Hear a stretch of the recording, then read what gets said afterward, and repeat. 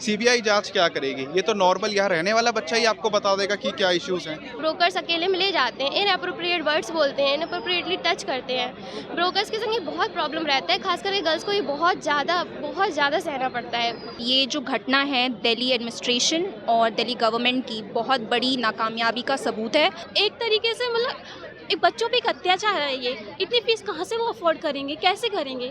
जो सिस्टम हमारी जान ले रहा है, हम वहाँ पे भरोसा कैसे कर पाए? मेन प्रॉब्लम हो रही है भरोसा कर पाने की। करना तो चाह रहे हैं लेकिन कर नहीं पा रहे हैं। आश्वासन देने में और काम करने में भैया बहुत फ़र्क है। तो अगर आप किसी चीज़ की आश्वासन दे रहे हो तो आप उसको कुछ करके दिखाएं। एक्चुअली में कुछ होना नहीं है, मालिक पे केस हो जाएगा, बच्चों को कुछ कॉम्पनसेशन मिल जाएगा। वापस आ जाओ, सब छोड़ के आ जाओ।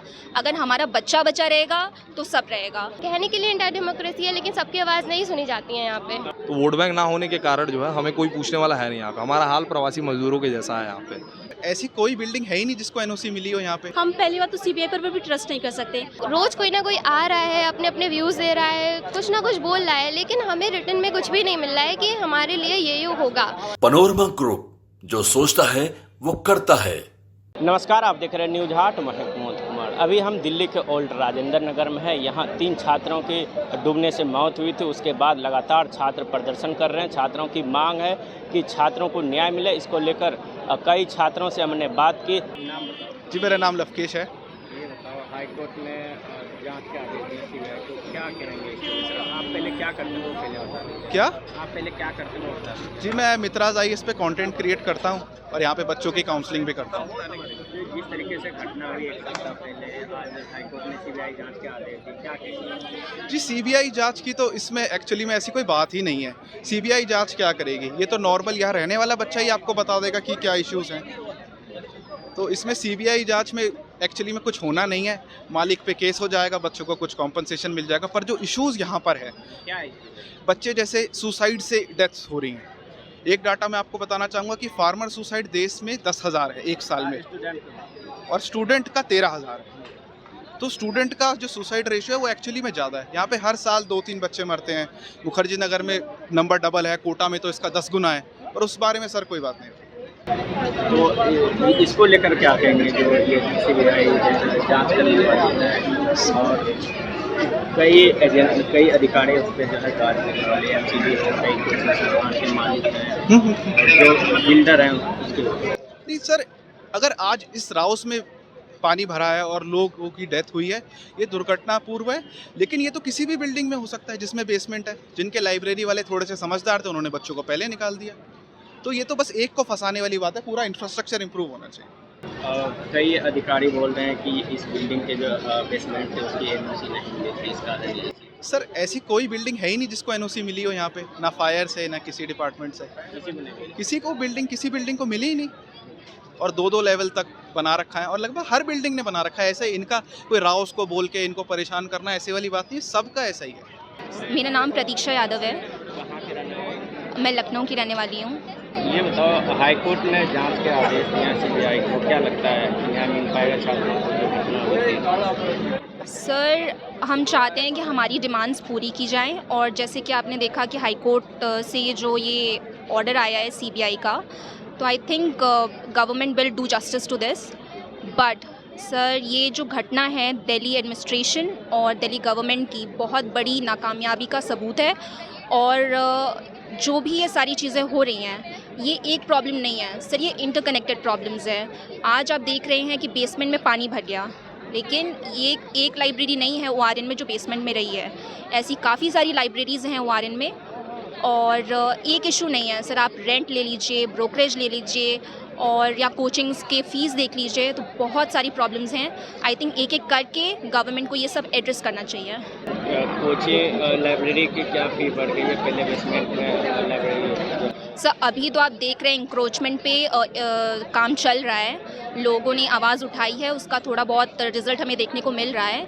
तो अभी तो नहीं है। बेसमेंट में जितनी भी सारी लाइब्रेरीज़ हैं उन पे सील्ड हो गई हैं वो, और जितनी भी कोचिंग्स हैं उन पे सील्ड हो गए हैं जो भी बेसमेंट में ऑपरेट हो रहे थे।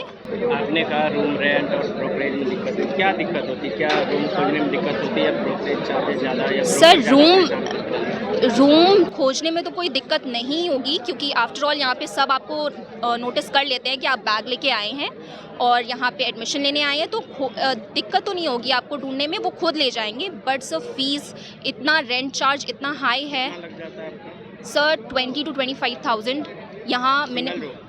सिंगल रूम से, मेरा सिंगल रूम नहीं है, बट यहाँ पे मिनिमम ऐसे ही लगता है, जितना मैं एवरेज बता रही हूँ, तो 20 to 25,000। और यही सर सारा वो है। और खाने का भी सीन है, यहाँ पे खाना भी ज़्यादा अच्छा नहीं मिलता है, क्वालिटी सब इतना, प्राइस इतना ज़्यादा है यहाँ का और क्वालिटी बहुत मिनिमम है। आप देखेंगे क्वालिटी बिल्कुल भी जस्टिफिएबल नहीं है और ये सारी चीज़ें हैं। ये अगले महीने जो है यूपीएससी मेंस का एग्ज़ाम है, इसको लेकर क्या प्रभाव पड़ा है स्टूडेंट? सर ये बहुत दुख की बात है कि ये जो इंसिडेंट अभी हो गया है, इससे मेंस के लिए जो भी कैंडिडेट्स हैं जो प्रिपेयर कर रहे हैं, उनके लिए बहुत ही डिस्टर्बेंस क्रिएट हो गया है। एक मेंटल हेल्थ का भी इशू है कि आप यहाँ पे ये रोज़ चीज़ें देख रहे हैं और कभी कोई घटना हो रही है, कभी कोई घटना हो रही है, तो ये अपने आप में ही मेंटल डिस्टर्बेंस कर देती है कि आप कैसे फोकस करें। और दूसरी बात सर, यहाँ पे लाइब्रेरीज़ बंद हो गई हैं।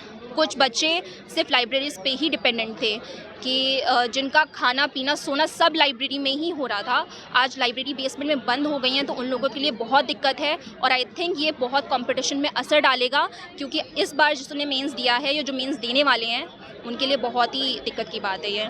एक आखिरी सवाल, आपके घर वाले का फोन होता है,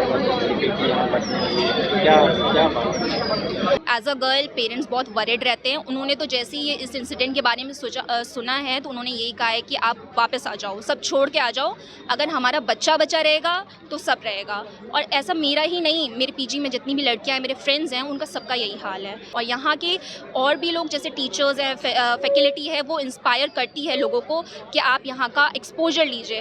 बट अगर एक्सपोजर इस तरह होगा और हमारी सिक्योरिटी और सेफ्टी की गारंटी नहीं रहेगी, तो इट्स क्वाइट डेंजरस। क्या नाम है आपका? मेरा इंदिरा, कहाँ के रहने वाले? मैं मध्य प्रदेश से हूँ। ये बताओ, सीबीआई को आज जांच के आदेश दिया हाईकोर्ट में, क्या उम्मीद है, क्या भरोसा है? मैं सही बताऊं तो जैसे अभी तक मैं सीबीआई के बारे में पढ़ती आई हूँ, मैं अपने मेरे पॉइंट्स ऑफ व्यू रखूँगी। तो पहली बात तो सीबीआई पर भी ट्रस्ट नहीं कर सकते। भले ही हाई कोर्ट ने उस इन्वेस्टिगेशन के लिए सीबीआई को अप्रूवल दे दिया है, ठीक है, बट क्या सीबीआई सही में इन्वेस्टिगेशन करेगी? सबसे बड़ा क्वेश्चन है, क्योंकि सीबीआई नहीं, मुझे नहीं है सीबीआई पे, क्योंकि जैसे अपन देखते हैं इतने सारे केसेस हुए, सीबीआई ने अभी तक मतलब कुछ ही केसेस होंगे जिसमें एक्यूरेट रिजल्ट दिया होगा, बहुत से केस ऐसे ही रह जाते हैं। क्यों? क्योंकि गवर्नमेंट ऑफिसर्स होते हैं, उनको खरीद लेते हैं, तो बस केस वहीं पे रह जाता है। हाईकोर्ट ने भी माना है कि एमसीडी के अधिकारी भ्रष्टाचार किए हैं, जिसको लेकर सीबीआई गहन पूछताछ करेगी।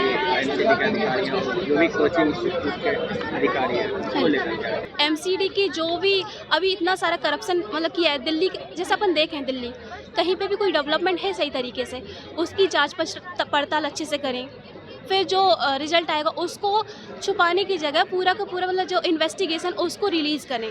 फिर दूसरी बात, कोचिंग माफियाज इतनी फ़ीस चार्ज करते हैं लोगों से, इतनी फ़ीस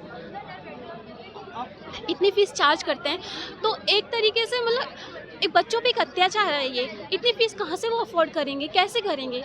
उसके लिए एक लॉज लेकर आना चाहिए, ताकि जो फीस है ना उसको कम से कम लेवल पे रखा जाए।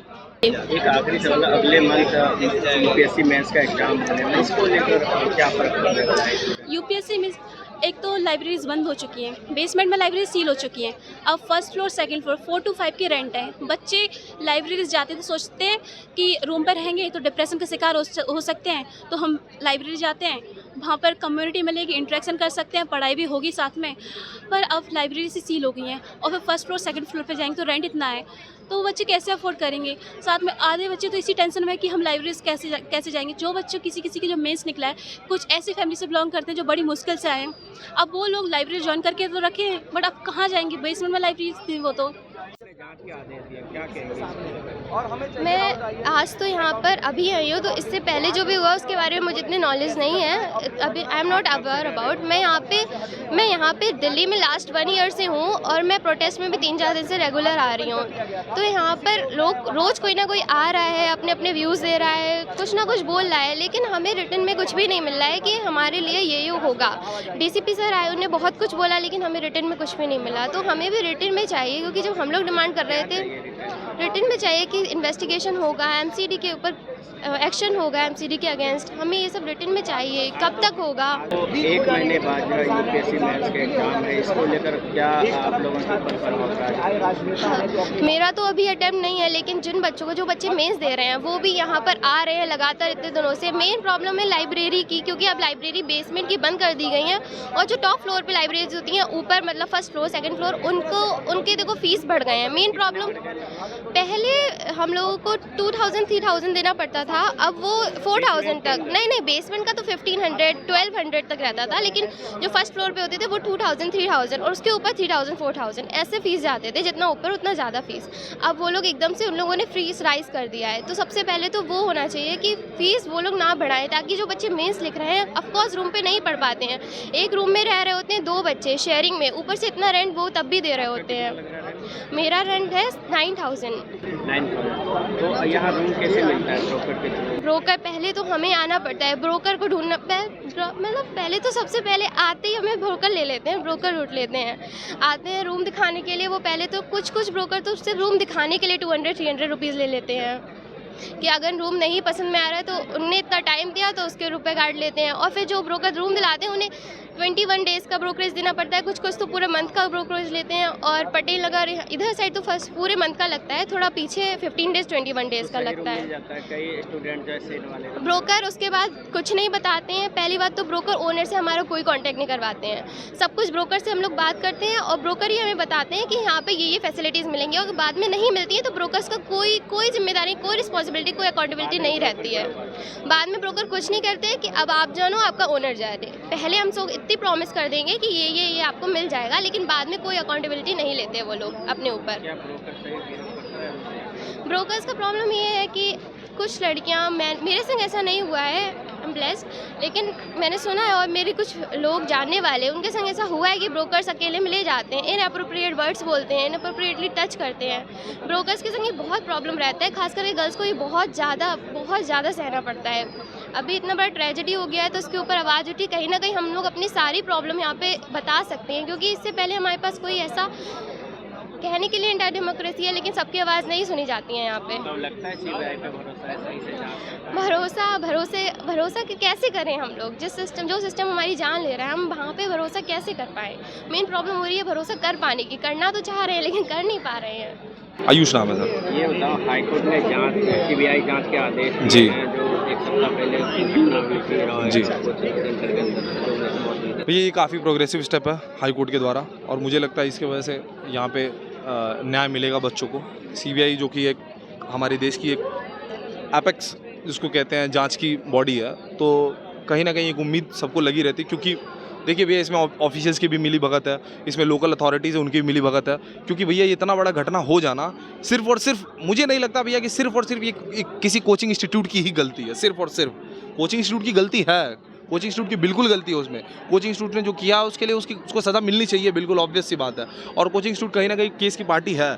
लेकिन हाईकोर्ट ने ये भी निर्देश दिया है कि एमसीडी ऑफिशियल्स के ऊपर कार्रवाई क्यों नहीं हुई है, और एमसीडी ऑफिशियल्स को मेरे हिसाब से उनके ऊपर कार्रवाई होनी चाहिए। माना है कि एमसीडी ऑफिसर्स जी अब ये उन्होंने निर्देश ऐसे दिए हैं कि उन्होंने सवाल पूछा है एडमिनिस्ट्रेशन से कि एमसीडी ऑफिशियल्स के ऊपर कार्रवाई क्यों नहीं हुई है, क्योंकि भैया ये जो आप अभी ये देख रहे हो यहाँ पे जो चीज़ें हो रही हैं, ये अगर पहले हो रही होती, जो साफ़ सफाई का जो अभियान अभी चल रहा है, अभी ये जो ड्रेनेज साफ़ वगैरह कर रहे हैं लोग, ये पहले अगर चल रही होती तो ना यहाँ वाटर लॉगिंग होता।